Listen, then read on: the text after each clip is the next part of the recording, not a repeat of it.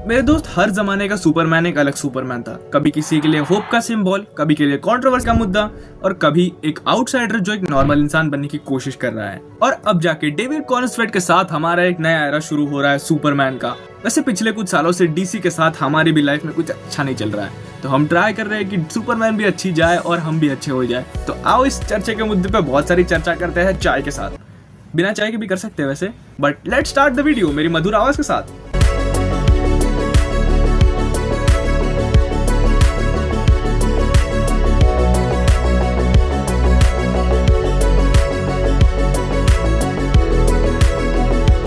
मेरे दोस्त, सुपरमैन का कॉस्ट्यूम हर दौर में बदला है, बट उसके पीछे की सोच 1948 में सिंपल टाइट्स, 1978 में क्रिस्टल एस और 2013 में प्योर क्रिप्टोनाइट आर्मर। वैसे क्रिप्टोनियन बोलना था, बट क्रिप्टोनियन आर्मर। ये सिर्फ फैशन नहीं था, ये एक रिफ्लेक्शन था सोसाइटी का अपने हीरोज के प्रति नजरिए का। तो मेरे दोस्त, अब चलो करते हैं टाइम ट्रैवल सुपरमैन की हर एक लाइव एक्शन मूवी में और जानते हैं उसके हर साल का सच। 1948 क्रिक एलन सुपरमैन। सबसे पहले बात करते हैं क्रिक एलन के सुपरमैन की। भाई लिटरली उड़ता नहीं था, वो बस जंप मारता था और लंबी लंबी जंप मारने की एक्टिंग करता था। उसमें बाकी काम एनिमेटर संभाल लेता था, क्योंकि इसमें एनिमेशन ही थी पूरी। उस टाइम पर वैसे बजट कम था, लेकिन जुगाड़ टॉप क्लास था। इसमें हमें दिखाए गए थे लुइस लेन, डेली प्लेनेट और एक नई विलन द स्पाइडर लेडी। यहाँ क्रिप्टोनाइट का भी पहला इंट्रोडक्शन हुआ था, वही ग्रीन रॉक जो सुपरमैन की पावर्स को कम कर देता है। ये कहानी सिर्फ देखने वाली नहीं थी, इसमें आधे से ज्यादा टाइम तो दिमाग लगाना पड़ता था। फिर इसी के कुछ सालों बाद आया 1951 Superman and the mole man. ये फिल्म सुपरमैन को लेकर चली एक इमोशनल रूट पे। यहाँ उसका विलन था इंसान का डर। छोटी छोटी मोल मैन से डरा हुआ पब्लिक बन गया मॉब और सुपरमैन बना शांति का हीरो। ना पंचेस ना फाइट्स, बस एक सीधा स्टांस, ये गलत है और ये यही रुकना चाहिए। ये वाला जॉर्ज रीव्स का सुपरमैन था एक फादर फिगर, और यही प्लॉट बना आगे चलकर Superman and his adventure TV series का।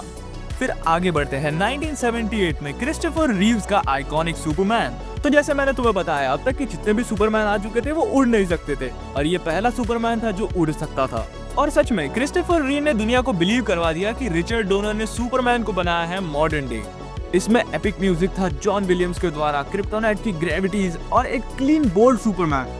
क्लार्क केंट और सुपरमैन के बीच का ट्रांसफॉर्मेशन एकदम ही माइंड ब्लोइंग था।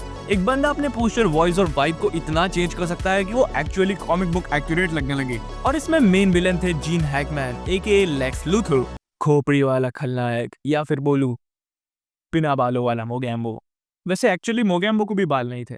फिर आगे चल के सुपरमैन 2 में जनरल जॉर्ड ने सुपरमैन को एक सीरियस धुलाई दी, लेकिन जब सुपरमैन अपने पावर्स को सैक्रिफाइस करता है अपने प्यार के लिए, हाय यार, इतना इमोशनल ओवरलोड। वैसे बैटमैन तो की नहीं होता। फिर उसके कुछ सालों बाद आई 1983 में सुपरमैन 3 एंड 1987 के सुपरमैन 4। यहाँ से थोड़ा कॉमेडी स्लिप हो गया। एविल सुपरमैन, पीसा टावर स्ट्रेट करना, ओलंपिक टॉर्च बुझा देना। वैसे सुपरमैन कम और भाभी जी घर पे, इसका एपिसोड ज्यादा लगता है। इसमें सुपरमैन न्यूक्लियर वॉर से डील करता है, बट बजट थोड़ा कम था, इसीलिए थोड़ा बहुत चला लो यार। फिर उसके कुछ सालों बाद आती है 2006 की सुपरमैन रिटर्न्स, एक इमोशनल कमबैक। कार्ल-एल ने छोड़ दी थी अर्थ, और जब वापस आया दुनिया बदल चुकी थी।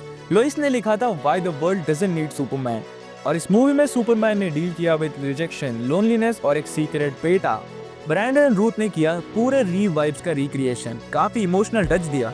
और ये वाला सुपरमैन थोड़ा ज्यादा इमोशनल था अपने टाइम के हिसाब से। फिर तबाही के कुछ सालों बाद आई 2013 में मैन ऑफ स्टील, TCU वाली। मुझे पता नहीं मैं ऐसा क्यों बोला, पर जैक स्नाइडर ने सुपरमैन को बनाया एक ह्यूमन। हेनरी कैविल का सुपरमैन कंफ्यूज था, ब्रोकन था और डेंजरस भी था। समझ रहे हो, डेंजरस था, डेंजरस।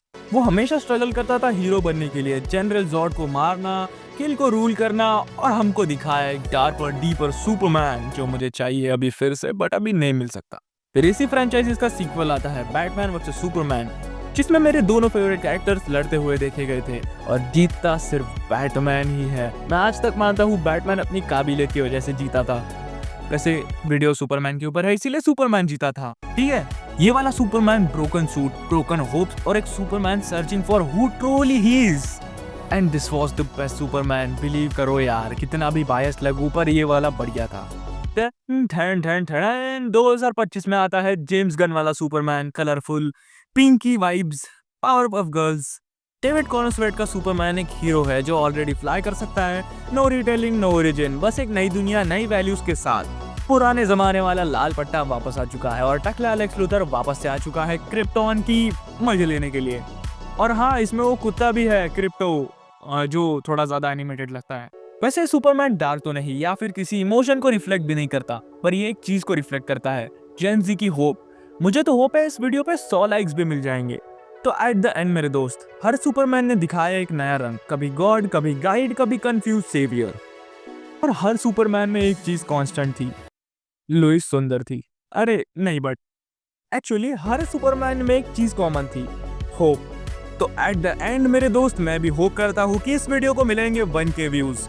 और मैं होप के साथ ये भी बताना चाहूंगा कि सबसे इंपॉर्टेंट चीज है तुम्हारे ओपिनियंस। तो अपने ओपिनियंस कमेंट सेक्शन में शेयर करो, इस चैनल को सब्सक्राइब करो, लाइक करो वीडियो को। मैं मिलता हूँ तुमसे अगली वीडियो में, तब तक के लिए थैंक्स फॉर वॉचिंग मेरे भाई।